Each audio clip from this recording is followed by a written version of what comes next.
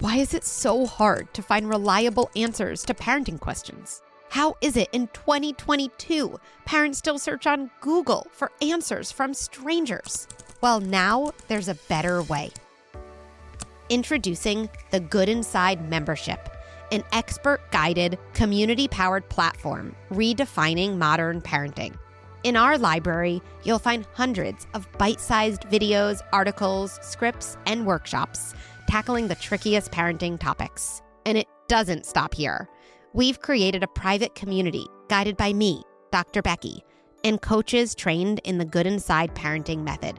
Here you can ask questions, connect with other parents, or attend a live event on a topic that matters to you. This is the parenting handbook that doesn't exist. This is parenting advice at your fingertips, where you need it, when you need it the most. This is Good Inside membership. Hi, I'm Dr. Becky, and this is Good Inside. I'm a clinical psychologist and mom of 3 on a mission to rethink the way we raise our children. I love translating deep thoughts about parenting into practical, actionable strategies that you can use in your home right away. One of my core beliefs is that we are all doing the best we can with the resources we have available to us in that moment. So even as we struggle, and even as we are having a hard time on the outside, we remain good inside.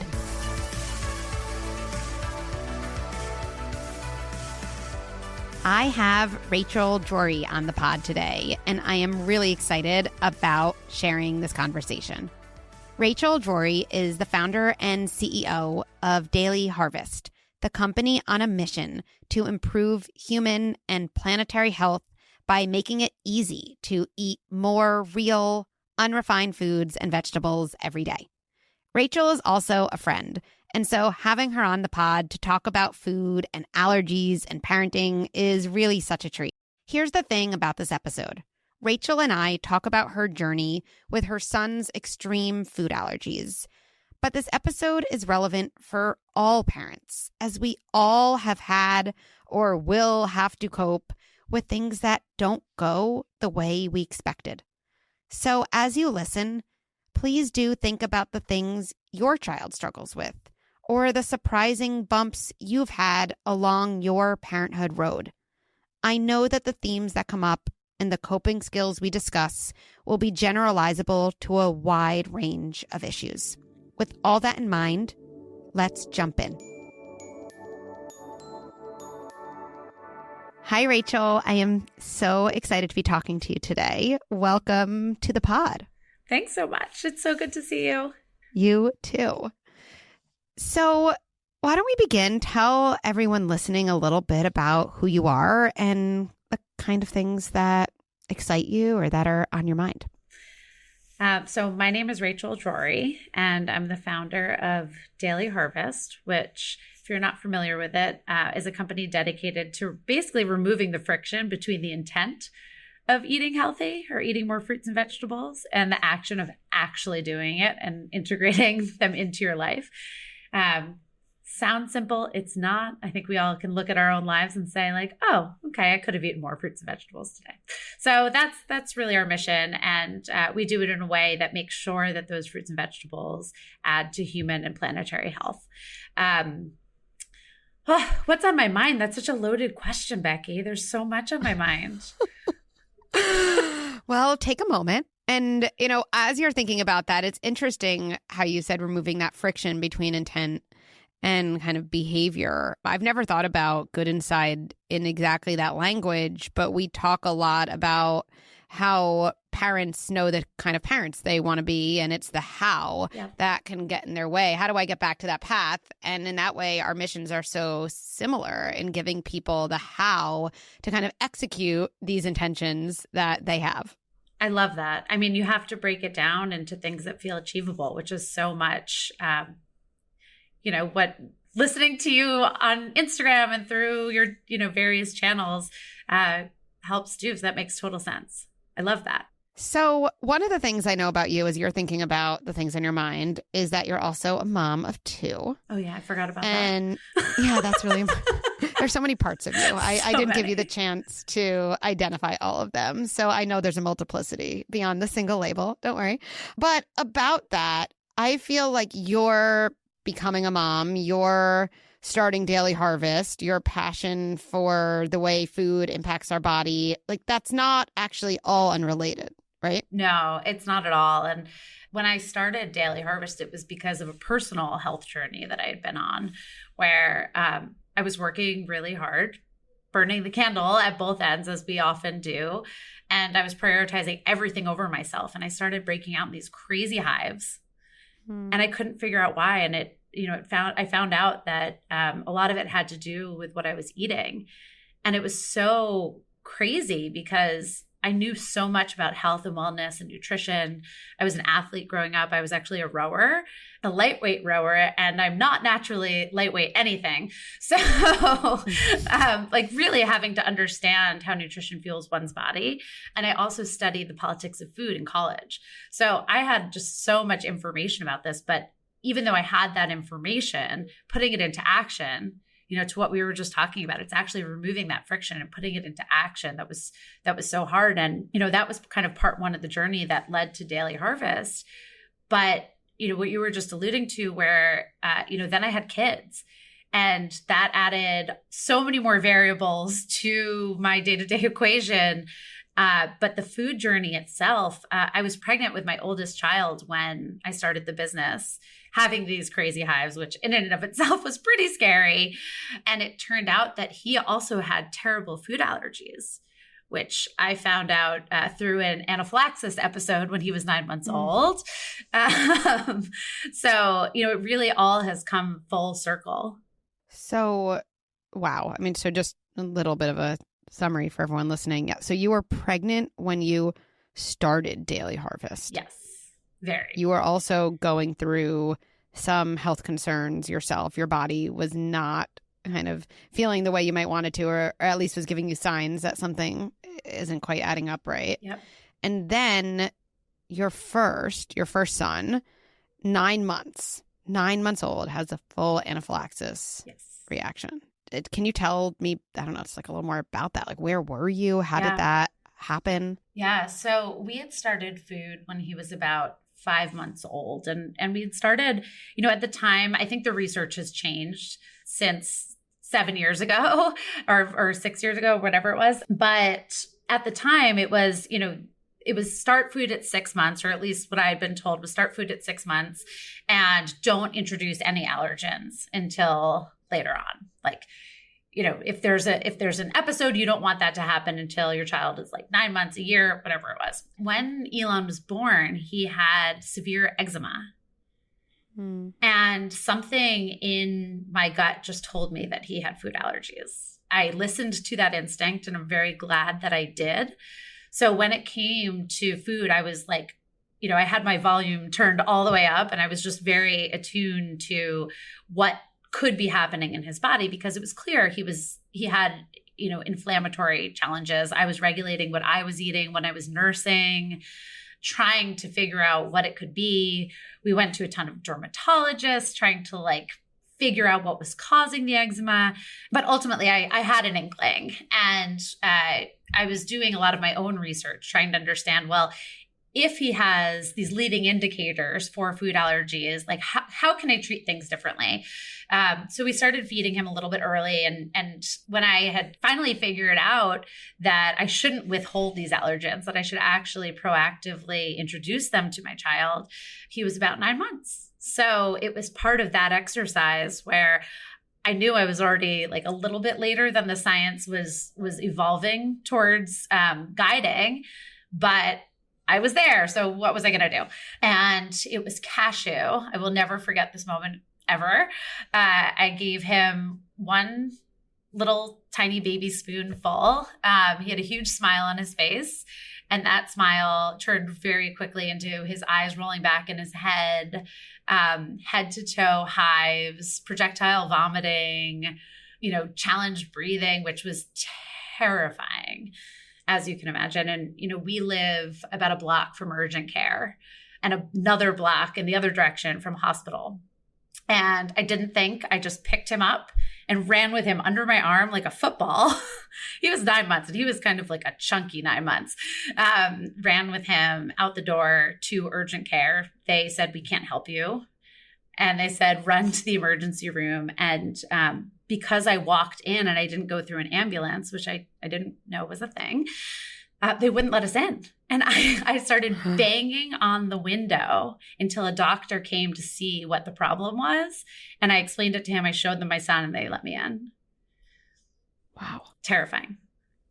I have like chills my whole body. So you were in your apartment when this happened. Yep. And I don't even know my question. It was going to be some version of like, what was going on for you? You're in survival, like threat mode. So yep. I'm guessing your body's just like going through the motions. Yeah. I like to say I was in fight and flight. I don't know if that's possible, but I went into problem solving mode, and it was at the same time completely terrifying. But we got a doctor and they gave him some epinephrine, and that was a very traumatizing moment, but one that brought us on a very long journey. And I think we're in an okay place today. So what kinds of things even happen next for you as a mom? For you now, you're already kind of, what was it, a year into this business also that's all about kind of clean eating. Yep. Right? You're well-versed in food. You have this 9-month-old who, honestly, I need a little bit more education in this. So if you have a cashew allergy, do you automatically know that there's other allergies, or like what kind of happened next? We didn't know. So it kind of began this journey of discovery, and there wasn't a lot of straight line guidance on like, here's what you do next. So I crowdsourced some moms who had been through similar situations. Everybody was so welcoming and open with making introductions to other folks who had been through similar experiences. And that's where I started. So we joined I think at the time it was like a Facebook group on allergies in Manhattan. We were like, we have no idea what to do. And we got directed towards a series of doctors. We ended up at Sinai talking to the doctors there and trying to understand what the steps we needed to take to make sure that he was safe were going to be. And, as a 9-month-old, he was pretty unaware, which was helpful. He didn't like fear food or anything like that, which, I don't know some of the outcomes that can happen with a kid that's older, but that wasn't the issue. It was more like us really trying to figure out how to navigate it. So we went up to Sinai and they did a ton of allergy testing, dairy, wheat, egg, milk, tree nuts, sesame, and finding out that he was allergic to so many things. I kind of linked it back to when I was nursing and he had just so much reflux and I was trying to figure it out. And it all made sense because I had to still eat. And I couldn't have known to eliminate all of those things. So, we, at the time, the science said that it was just avoidance of all of those substances. So I changed my diet, which felt pretty impossible given that he was allergic to so many things. And we changed his diet and we just focused on fruits and vegetables. There's so many more things I want to know, and we'll get to so many more things. I'm curious if you remember, what was the hardest part of it, like for you as like a new mom, right? Like new parents, you're tasked with keeping your kid alive, right? Then so many other things that usually we focus on. I want them to crawl. I want them to, I don't know, learn how to manage frustration one day. I want them to learn math, right? But like at the very basic level, which maybe a lot of parents don't even have to confront that consciously. It's like, okay, first keep them alive, keep them safe, right? Yep. That's our number one job, I always say, to keep our kids safe. And that was kind of thrown in your face, right? And just what was that like for you as a new parent And what do you remember are kind of the hardest parts of that? Yeah, I went immediately into blaming myself for it. When I was pregnant, I had an incredibly clean diet. I had read all this research about, there's a reason why everything is toxic and everything is to blame for, allergies and different things that we're seeing, in this generation of children. And a lot of it is contradictory. And I don't think that there's any true science pointing at one or two things, but I went right into self-blame mode. And I, started reflecting on my diet. When I was pregnant, I was reflecting on what I used, what I didn't use. Did I eat too many nuts? Did I not eat enough nuts? I looked back into, what I was eating when I was nursing. I thought about his environment, and I felt like I had failed because I didn't protect my child. And so I did this to him, or I could have not done this to him, or both? Both at the same time. We have no family history of food allergies. So I was just incredibly perplexed. Yeah.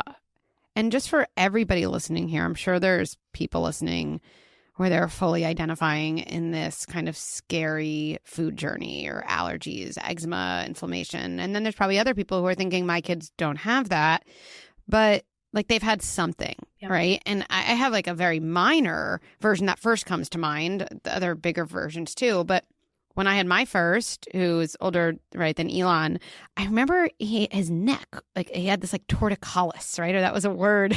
When you have a baby, that word is heard often. Once you don't have a baby, don't access that word ever again, right? So until this moment. So everyone else, you're welcome for bringing that back to the front of your brain.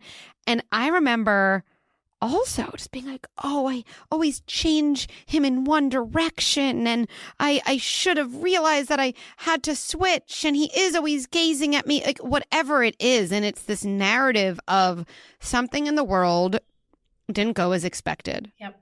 And is kind of messy.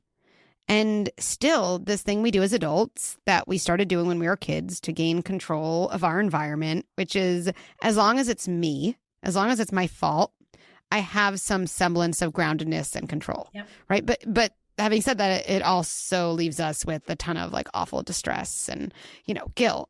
But I am sure everyone listening here can identify, my kid had torticollis, my kid has allergies, my kid was a late talker, my kid, struggles in whatever way. And I think it's just really powerful to pause and see that struggle in front of you.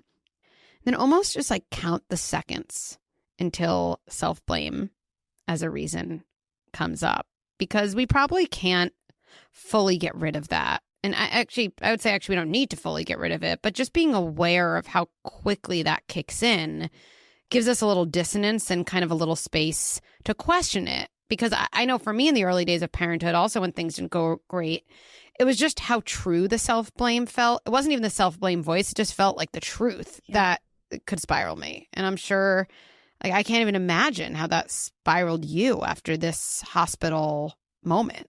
Absolutely. And it's interesting that you say that with my younger child. He had torticollis also, and he has, I think, flat feet. I don't know. He's in orthotics now. And I think from the experience with my older, I had a very different perspective where, the conversation that I often have with my older kid, who still to this day has to navigate birthday parties, has to navigate snack at school where he has to have a different snack than everyone else. He has to be pulled out of school to go to allergy appointments. We often talk about how everybody has something. Yeah, everybody has something.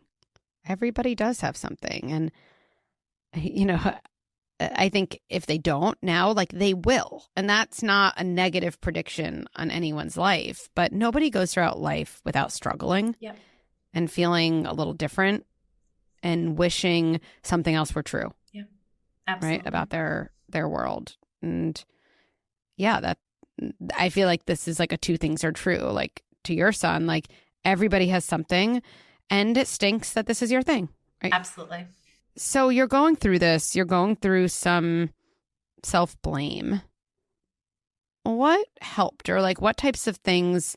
Because I'm sure there wasn't a day that you're like, I have it all figured out. Awesome. I'm never going to worry again. Right. That day hasn't happened. So what was part of your process, almost separate from figuring out the things you figured out for him? What was helpful for you as a parent during that time?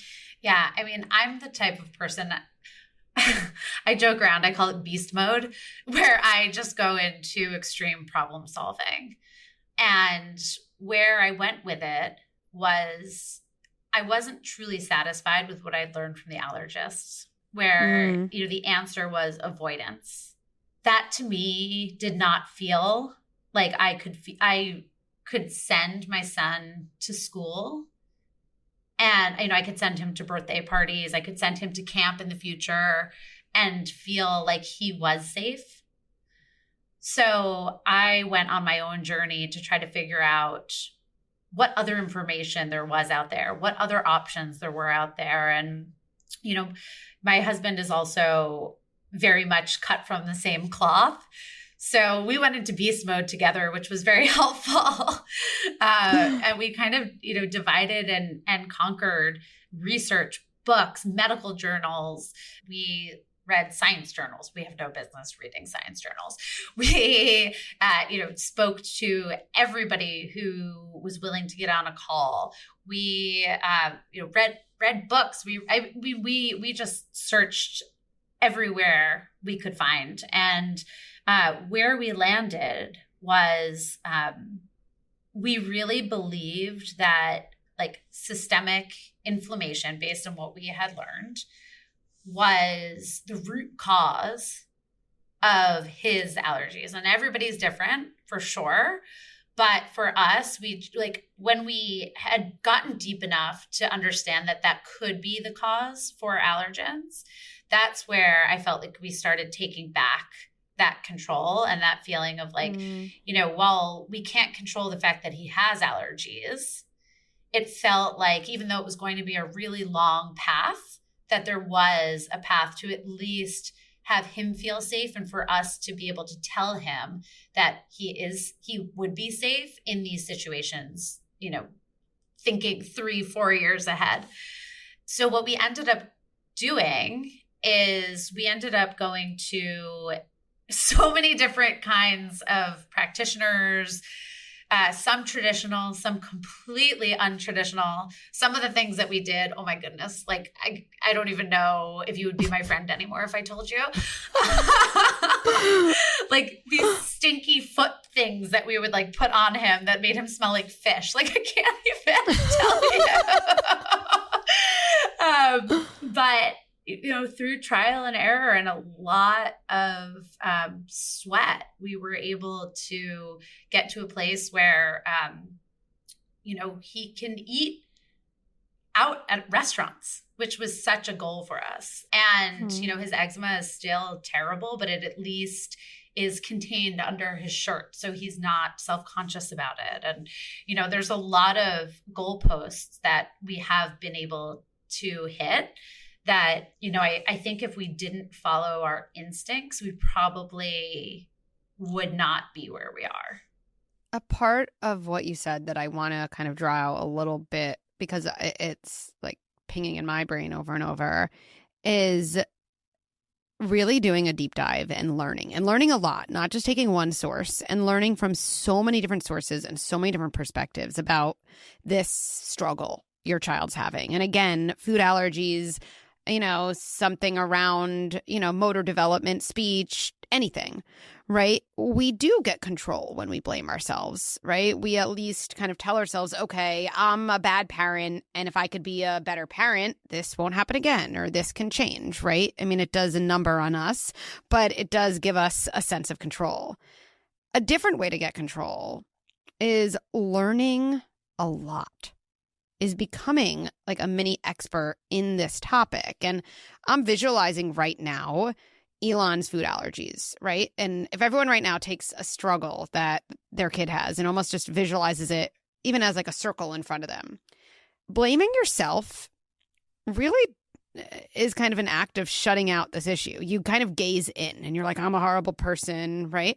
I did this to my child. I could have done this or this. It would have ended up differently. Versus getting control through learning is really like approaching the thing itself, right? Kind of what you said. It didn't make sense to you to just like avoid the allergy. You're like, I just can't buy into avoidance. So I'm going to start my approach strategy by just learning from a million different people and a million different sources.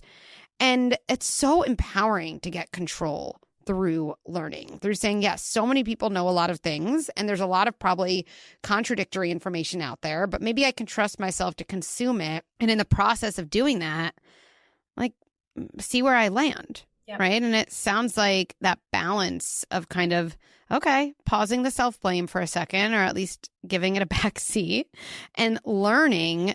And then combining that learning with your partner's kind of, like you said, intuition or, kind of ability to put various things together, that really changed like the path of how things went with him. Absolutely. And, ultimately going to different doctors, going to different practitioners, it's helpful, but they're only seeing him for 10 minutes, 20 minutes at any given time. So being that I am the one that's with him most frequently, seeing how all of the pieces come together, I felt like having the information gave me the confidence to trust those instincts. Yeah. And now let's bridge from all of this to you are building Daily Harvest, a company focused all around food. You were immersed in all things food. How did that inform what came next, or your passion or your drive or your mission? Yeah. So when it comes to things like inflammation, when it comes to pollution, when it comes to pesticides, when it comes to all of the things that kind of ladder up to a lot of the chronic health issues that we're seeing pop up in future or I guess they're current, but younger generations, so much of it comes back to food. And Hippocrates said, let food be thy medicine. Somehow along the way, we started letting medicine be thy medicine. But medicine, if you start with food, becomes less important. And I'm not saying that this is, universal, but generally, if we eat a lot of fruits and vegetables, if we eat balance, if we are consuming the vitamins that, the earth has to give us without consuming, pesticides and some of the things that are a unnatural or unfortunate outcome from the way that our food system has evolved, that we can all live happier, healthier lives. And, that there's also the planetary component, thinking about the environmental components. Like it's very complex and there's a lot to tease out. But, my goal was always, how do I simplify this? How do I make it as easy as possible? At the beginning, I talked about removing the friction between intent and action. There's so much friction in biodiversity. If you translate that into something I'm sure you've like seen on Instagram, which is eat the rainbow. It's super important because every color of fruits and vegetables is giving you a different vitamin and a different component that you need, that your body needs to thrive. So biodiversity is one of our tenets because of that very reason. Like, how do we make it easy not to just eat more spinach every day, but to eat the variety that's going to create this concept of like balance over time? And we are 95% organic, which is incredibly important to me. But what's more important is the 5% not organic, because organic is expensive. And the reason it is expensive is because only 1% of US farmland is used to farm food that we actually eat. And only 1% of that 1% is organic. Wow. That's why it's expensive. So that 5%, often people will say, well, you're not certified organic. And I get really excited to have the opportunity to tell them why, because we invest that 5%, we partner with farms to transition them from conventional to organic. And we're talking about actually increasing that and how we can make a bigger impact, but partnering with farms to transition their land from conventional to organic is a 3-year process, and farmers lose their shirt during this period. Wow. So making sure that we're investing in the system and eventually bringing down those organic prices is our goal. And I feel like one of the, points of friction between intent and kind of action around eating the way we'd want to eat is like ease. Yes. and price point, right? Yep. That yes, price of organic food is higher, but also just the price of like cooking yourself a meal, mm-hmm. right? Maybe even on one person, or right? It's higher. Yeah. It's just not feasible. So there's also like opportunity costs, right? You're spending that time cooking a dinner that is unprocessed, unrefined, made with nourishing food. That's time that you could be spending doing 50 other things. Yeah, like watching a show on Netflix for me. Totally. Or responding to emails, or working out, or reading a book, or sitting and just giving myself permission to accomplish nothing, right? All of those things. Absolutely. So like, how is that important in like what Daily Harvest puts out there? And then how does Daily Harvest kind of accomplish this for people? Yeah. So we have this whole attitude, and it's not something that we use externally very often, but internally we call it shamelessly not cooking. And it really is, giving yourself that permission to not cook and know that you're not compromising on feeding yourself. You've got to put on your own oxygen mask first, right? Like if you are not fed, it's hard for you to show up as your best self every day. How to not worry about feeding your family, how to make sure that all of that friction, right, that opportunity cost is just out of the way, out of the equation when it comes to nourishing your body with a multitude and diversity of nature's bounty, which sounds so cheesy as I'm like listening to myself, but it's important.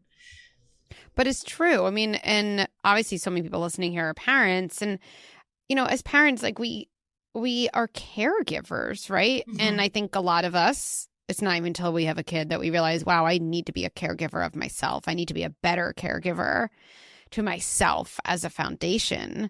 But we do want to take care of ourselves. It's time consuming, and it's hard to do that. So I, for one, can say that I love everything you put out there into the world, because it does give me a way, like you said, to take away the shame and to really allow me to say to myself, like, oh, like I'm a good parent, or I'm a good person who's making this decision, right? And I feel good about food in my house, and I also can give myself permission to then, like you said, use my time in other ways. Yeah. One of the reasons that we actually started with the smoothie, not a lot of people realize this, it's because I wanted something with my 2-month-old son, right?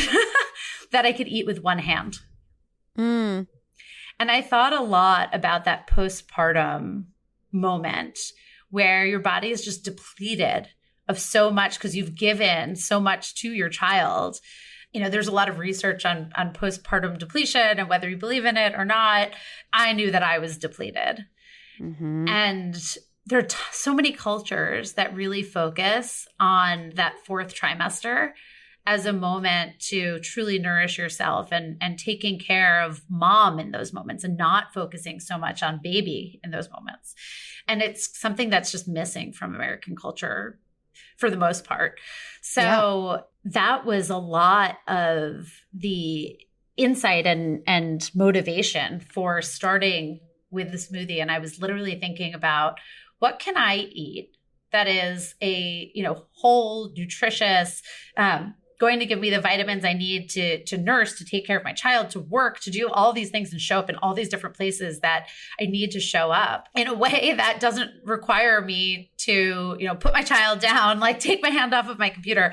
And that was a lot of the origin story of Daily Harvest Smoothies. Well, I can, kind of attest to that need that it is so often as a parent, you're thinking like all the things I need to do, there just aren't enough hours in the day or I don't have enough hands to do them. So the ability to take care of yourself and take care of a child, it's amazing that you and I are actually kind of, in that same space trying to help parents do all those things at once. What I usually like to do as we end is to kind of give people a couple key takeaways. And I would love to kind of co-create that with you. So things that we actually said or extensions or something someone can think about or experiment with. So I'm going to give you 1 and 3 and I'll take number 2. Okay. So are you ready? I'm ready. Drum roll. Okay. Key takeaways for all of our listeners. Number 1, coming from Rachel herself. Yeah, I would say, taking the energy created from the shame spiral of, things that in life that just happen with our kids that we can't control, and putting it into education and kind of managing those feelings through that education and knowledge. Love that. My number 2 takeaway here is to really start to notice and befriend that self-blame voice, right? That most of us have it, and most of us have it kick up when something feels really, really hard. And as much as we'd like to say, oh, I just wish that voice didn't come, and I wish this kind of compassionate voice came instead, we can really affect change by noticing that voice, seriously saying hi to it, hi self-blame voice, and talking to it, right? And that takes away a lot of its power. And it will no longer feel as true because essentially you're making it a part of you instead of it feeling like all of you. All right. Number 3, bring us home at the end. Oh, that's so much pressure. I would say trusting your instincts, even if it's your first child. You know your child best. You're capable of more than you think. You know more than you think. So your instincts are going to allow you to be the best advocate for yourself and for your child. That is the ultimate takeaway. So amazing. Rachel, thank you for being here. Thank you for being so open about your journey and allowing us to kind of walk alongside you, especially those tough moments. So thank you and can't wait to connect again. Thanks for listening to Good Inside. I love co-creating episodes with you based on the real-life tricky situations in your family. To share what's happening in your home, you can call 646-598-2543 or email a voice note to goodinsidepodcast@gmail.com. There are so many more strategies and tips I want to share with you, and so many Good Inside parents I want you to meet. I'm beyond excited that we now have a way to connect and learn together. Head to goodinside.com to learn more about Good Inside membership. I promise you, it's totally game-changing. And follow me on Instagram and Facebook at Dr. Becky at Good Inside for a daily dose of parenting and self-care ideas.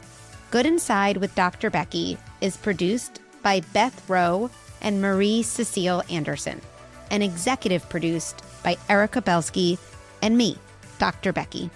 If you enjoyed this episode, please take a moment to rate and review it, or share this episode with a friend or family member as a way to start an important conversation.